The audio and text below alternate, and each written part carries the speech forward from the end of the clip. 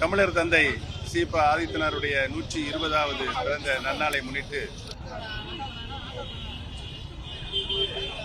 அவருடைய புகழுக்கு புகழ் சேர்க்கின்ற வண்ணமாக அனைத்து இந்திய அண்ணா திராவிட முன்னேற்ற கழக தொண்டர் உரிமை மீட்பு குழுவின் சார்பாக எங்களுடைய புகழஞ்சலியை செலுத்தியிருக்கின்றோம்.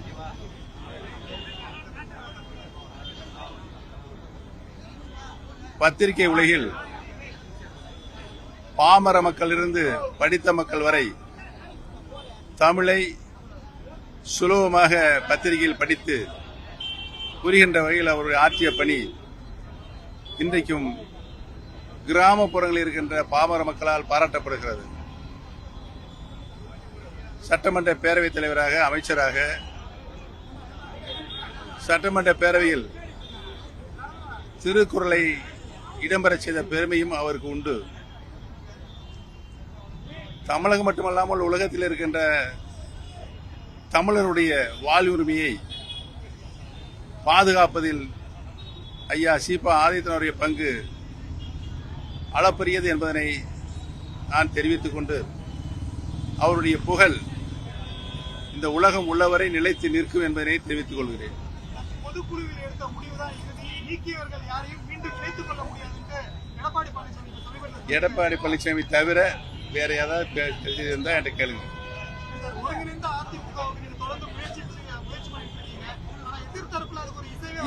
ஏற்கனவே நான் சொல்லிவிட்டேன்.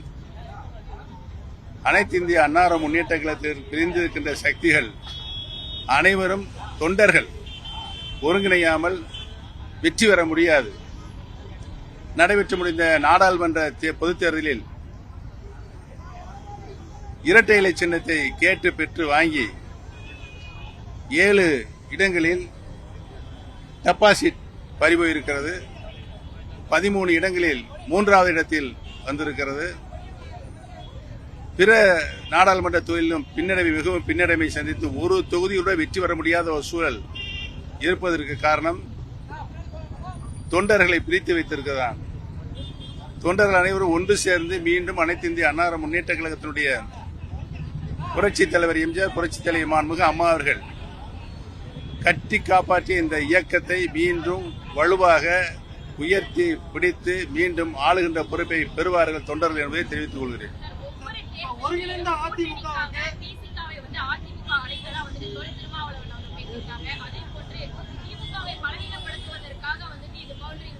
சம்பந்தப்பட்ட திமுகவையும் சம்பந்தப்பட்ட விடுதலை கட்சி தலைவர் அன்பு சகோதரர் திருமாவளவன் தான் கேட்க வேண்டும். உங்களுக்கெல்லாம் நல்லா தெரியும்.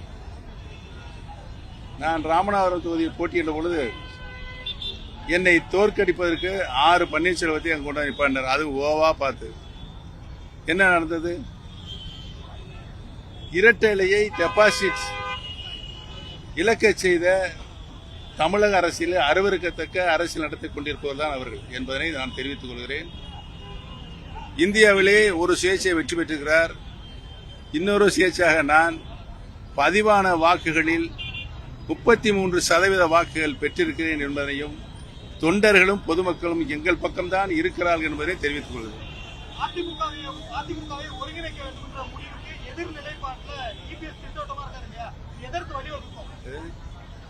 தோல்வி மேல் தோல்விக்கு வலியுறுத்தும்.